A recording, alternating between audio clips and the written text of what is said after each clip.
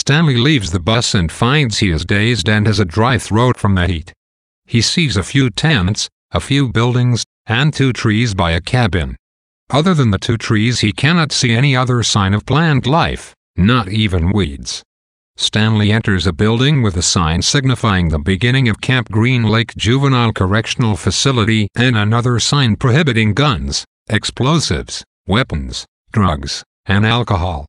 Stanley thinks it is obvious that one would not carry these things into the camp.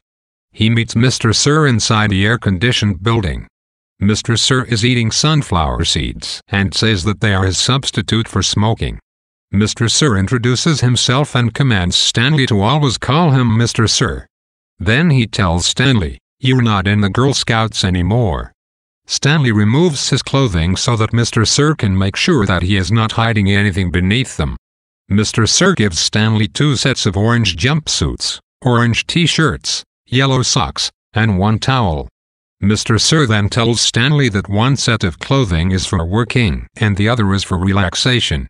Every 3 days 1 set of clothing will be washed. He has to dig 1 hole every day, even on Saturdays and Sundays. Every hole has to be 5 feet deep and 5 feet across. His shovel is 5 feet long and is to be used as a measuring stick. Breakfast is at 4:30 a.m. so that the boys can work before the sun is out and the day gets hotter. Mr. Sir tells Stanley that there is nothing to prevent Stanley from running away because there is nothing to run to. They are surrounded by desert and the only water is at the camp. Mr. Sir has a gun, but he tells Stanley that it is only used to shoot yellow-spotted lizards. He asks Stanley if he is thirsty, and when Stanley responds that he is, Mr. Sir tells him to get used to it. There are 6 tents labeled through F. The counselors sleep in tent F and the campers, or juvenile delinquents, sleep in the other tents. Stanley is assigned to tent D with Mr. Pendinsky as his counselor. Mr. Pendinsky is friendly to Stanley and warns him not to upset the warden. Mr. Pendinsky tells Stanley he wants to help Stanley turn his life around. Stanley assumed it is useless to claim his innocence again, so he tells Mr. Pendinsky he will try to change. Mr. Pendinsky introduces Stanley to 2 other campers. The campers all have real names and nicknames. Mr. Pendinsky introduces Rex and Alan, but their nicknames are X-Ray and Squid. The campers are so dirty that it takes Stanley a minute to realize that X-Ray is black and Squid is white. X-Ray wears glasses and asks what happened to Barf Bag. Mr. Pendinsky, who will only call the campers by their birth names, replies that Lewis is in the hospital and will not be returning. Stanley is shown his cot, which previously belonged to Barf Bag. The cot is one of 7 that are tightly packed in one room. Mr. Pendinsky introduces Jose, Theodore, and Ricky, who are also known as Magnet, Armpit, and Zigzag. Zero is the last boy that Stanley meets. Mr. Pendinsky claims that Zero is his name due to the fact that there is nothing inside his head. Mr. Pendinsky, called Mom by the boys, asks everyone to help Stanley get adjusted to the camp and then leaves. Stanley asks Theodore where he can find water, and Theodore reacts with violence. He grabs Stanley and throws him to the floor, saying that his name is Armpit. Then he tells him that there is a water spigot near the shower. Camp Green Lake is described to resemble a prison or work camp. The orange clothing that the boys are forced to wear sound almost identical to the kinds of uniforms worn by the inmates in many prisons.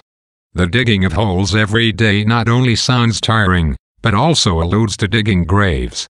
Mr. Sir presents a menacing physical presence and has a mean personality.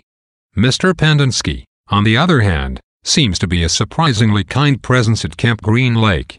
The fact that the boys call him Mom suggests that he's like a caring family member to them, and his desire for the other boys to help Stanley also supports this. Mr. Pendinsky's explanation of Zero's name, however, suggests his potential meanness. If Mr. Pendinsky truly wanted to help every boy on their way to a better life, then it seems doubtful that he would dismiss Zero as a boy with no brains at all. Stanley is not as tough as the other boys at Camp Green Lake are. While Stanley is innocent of the crime he was accused of, most of the other boys are there because they are guilty. Although the nature of their crimes are unknown, the sign outside of Mr. Sir's office, which prohibits weapons, suggests that violence may be second nature to many of the boys. Stanley's consideration of this sign is obvious as a sign of his naivete. The fact that Armpit punches Stanley simply for calling him Theodore shows that the boys are not only tough but also unpredictable. This insistence on nicknames is a revealing trait of the boys at the camp. By refusing to be called by their given names, it seems that the boys are cutting themselves off from their lives outside the camp. This may be because they refuse to look back on the events that have led to their internment at the camp, or it may be a sign of control for them. The boys have all been forced to come to Camp Green Lake, and once there they are told what to wear, when to wake up, what to eat, and forced to dig holes. By naming themselves they are capable of deciding on their own identity and differentiating themselves from every other boy who wears the same orange jumpsuit and digs the same holes every single day.